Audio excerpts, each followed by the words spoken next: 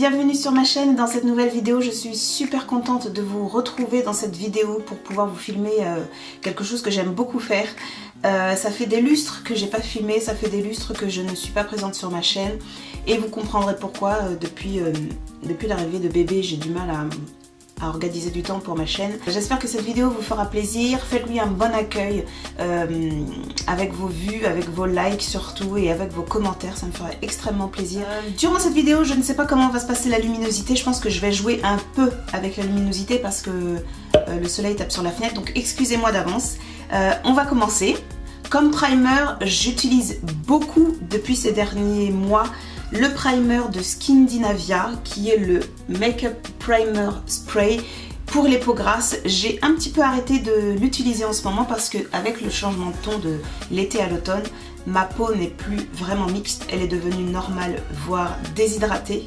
Donc j'évite de l'utiliser et donc en remplacement on va dire j'utilise celui que j'ai acheté, en tout cas que mon chéri m'a ramené des États-Unis lorsqu'il est parti, qui est le primer de Too Faced, qui est le Primed and Peachy Cooling Matte Skin Perfecting Primer. Donc ce primer je l'utilise uniquement sur ma zone T. C'est un primer qui va venir lisser les pores de votre peau, lisser les zones un peu comment dire, texturisées de votre peau.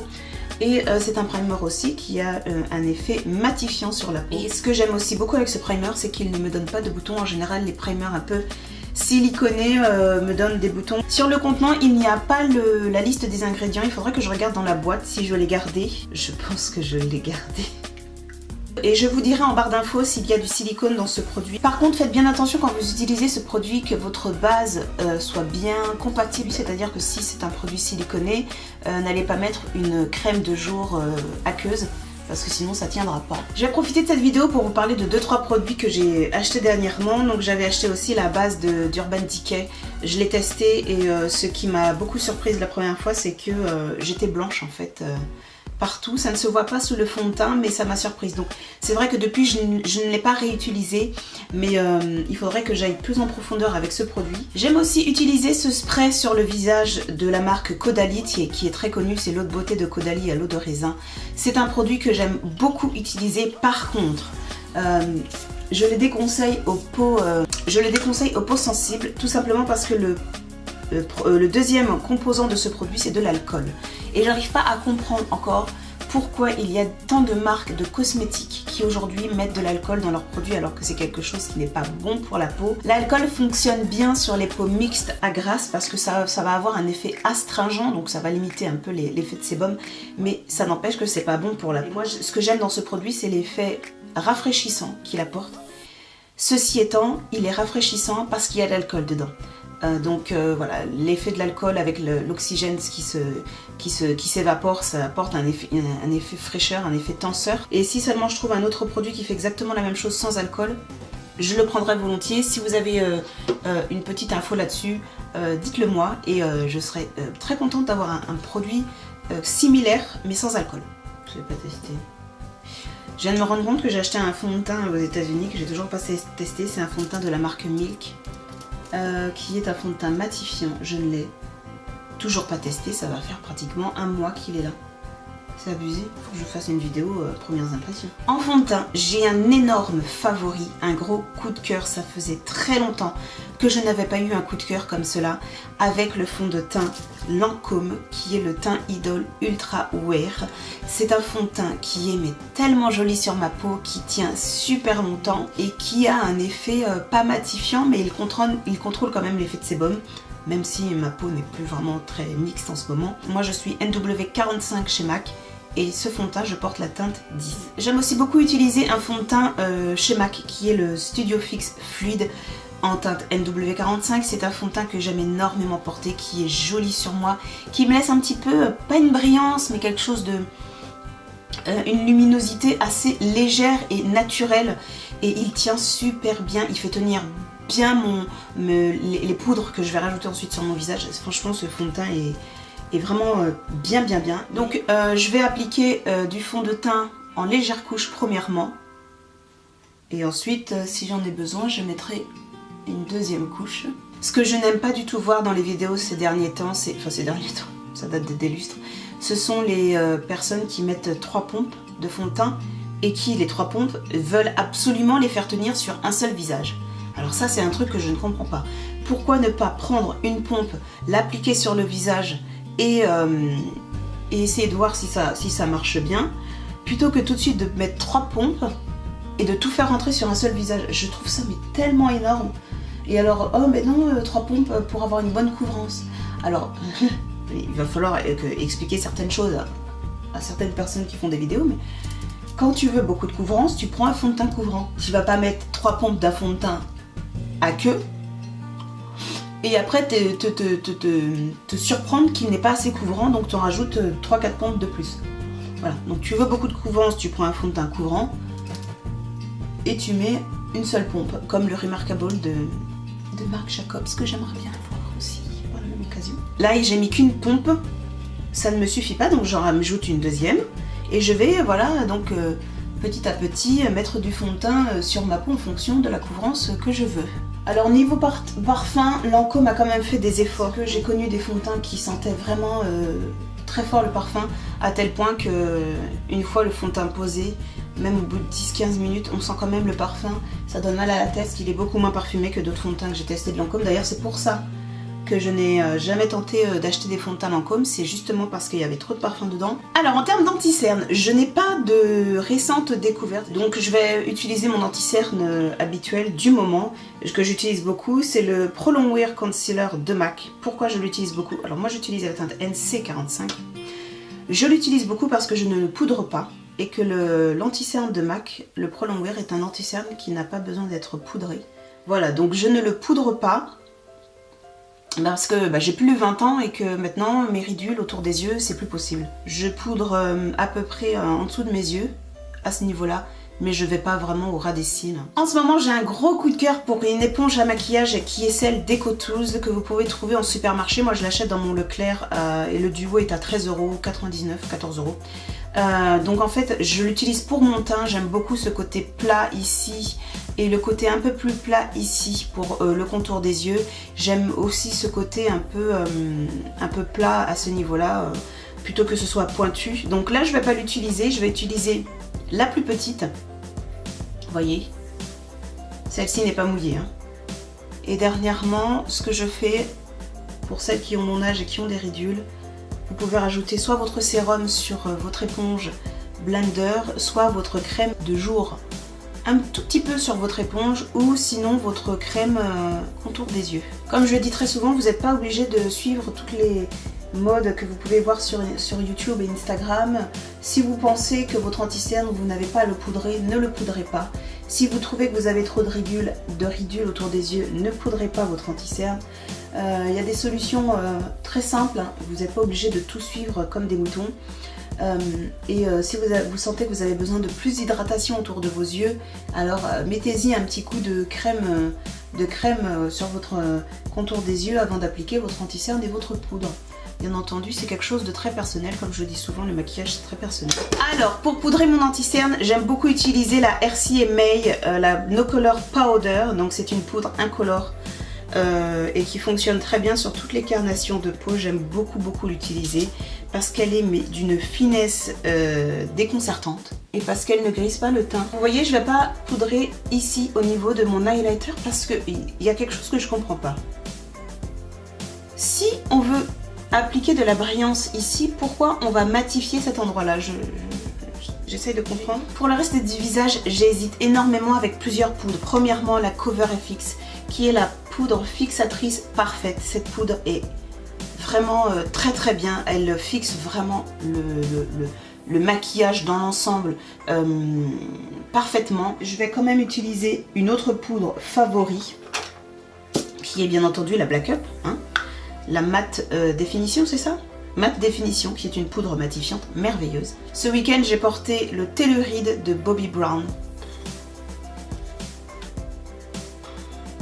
Et en fait, c'est un glow qui fait naturel, mouillé. C'est mais tellement beau. Je kiffe les highlighters qui ont un effet naturel et mouillé sur la peau. Oh. Comme toujours, je penche mon visage sur le côté pour pouvoir repérer le point de lumière le plus haut que je veux illuminer. qui est ici. Voilà. Non mais vous avez vu? Est-ce qu'on s'en sort psychologiquement? Alors je vous ai pas dit, cet highlighter c'est de la marque Bobbi Brown, c'est le Telluride et j'ai aussi le Afterglow. Afternoon Glow. Ce sont deux produits que je me suis procurés sur Instagram, donc une fille qui vendait son maquillage et j'ai sauté dessus. Quand je les ai vus, j'ai sauté dessus. Heureusement que j'avais des ronds à ce moment-là, parce que sinon j'aurais laissé passer le bordel. Et elle les a à peine touchés. Voilà. Donc merci qui, merci Bibi. Donc j'ai attrapé mon blush favori du moment. Je ne porte que lui. Je ne sais pas si je vous en ai parlé dans la dernière vidéo, je ne pense pas. C'est le Séduction de NARS. Pareil, c'est un produit que j'ai acheté quasi neuf sur Instagram à une fille qui le vendait. C'est un blush qui est mais tellement beau, il est magnifique. Et en fait, c'est un blush qui a des micro-particules rosées, bleutées, violacées sur la peau noire. Il est tellement joli. Donc en fait, je l'applique comme ceci. Je chasse en fait le mouvement. Et ce qui est bien avec ce blush, c'est que autant il a une couleur assez foncée, autant il n'est pas trop pigmenté, donc du coup c'est quelque chose que l'on peut travailler et construire sur le visage. Et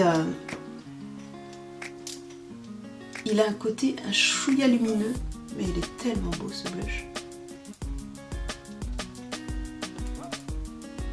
Et donc en finition, je vais utiliser donc ma poudre Cover FX juste pour pouvoir fixer tout ce que je viens de mettre sur mon visage.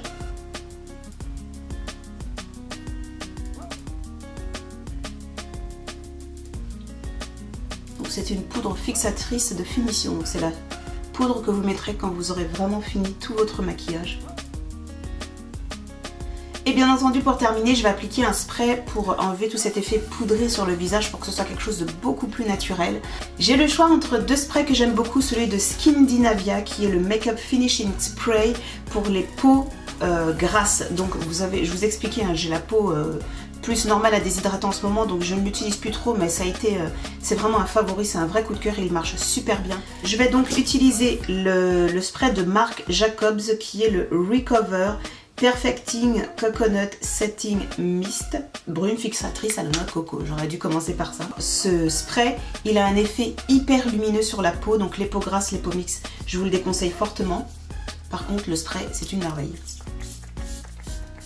C'est un nuage. C'est une brume.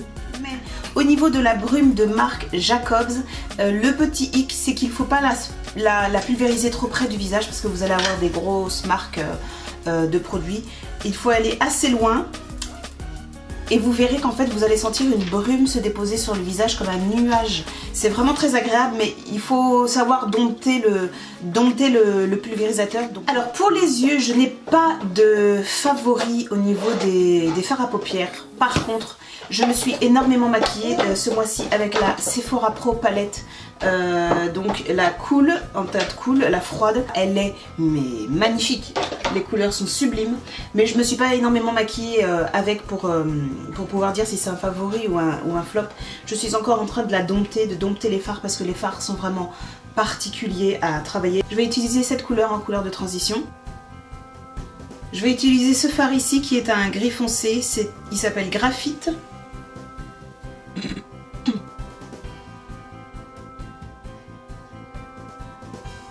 Ensuite, je vais utiliser ce gris irisé qui s'appelle Sketch.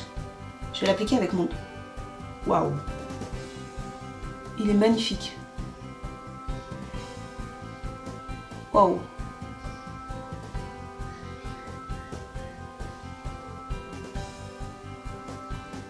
Waouh! Alors pour info, cette palette, c'est mon mari qui me l'a ramenée des États-Unis. Je lui avais fait une liste de courses chez Sephora. Il est rentré dans Sephora, il a donné la liste à la vendeuse. La vendeuse a fait les courses, il a payé, il est reparti. On se maquille pas assez souvent avec du green ou les peaux noires parce que c'est vrai que ça jure sur notre teint le gris. Mais qu'est-ce que c'est joli le gris! Ouh. On va prendre celui-là qui s'appelle Cachemire.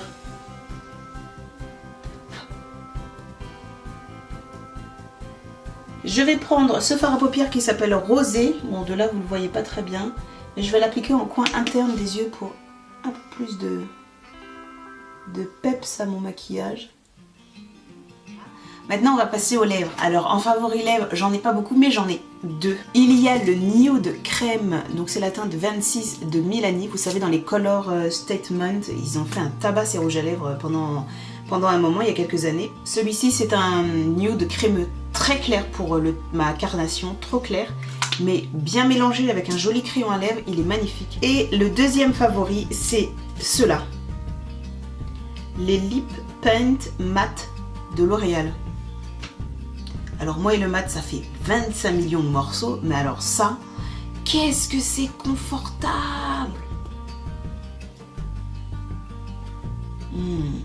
Ils sont hyper confortables, ils sont crémeux, ils sèchent mat, mais après, même quand une fois séchés, ils sont hyper confortables.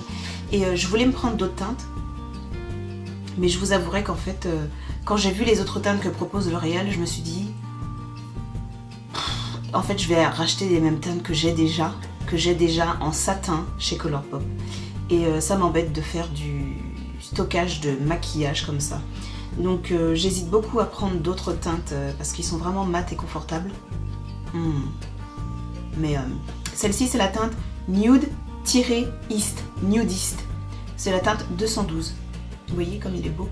Et en général, celui-ci, je le porte soit comme ça, sans rien, avec le contour des lèvres pas du tout défini, ou sinon je le fais mon contour des lèvres avec le crayon Whirl de MAC pour les peaux noires. Il est tellement beau. Je sais que sur les peaux caucasiennes, il est magnifique, mais il est aussi beau sur les peaux noires. J'aime beaucoup ce crayon à lèvres. D'ailleurs, il est tout petit. Hein. Et voilà. Voilà le maquillage avec mes favoris. Ce que ça donne.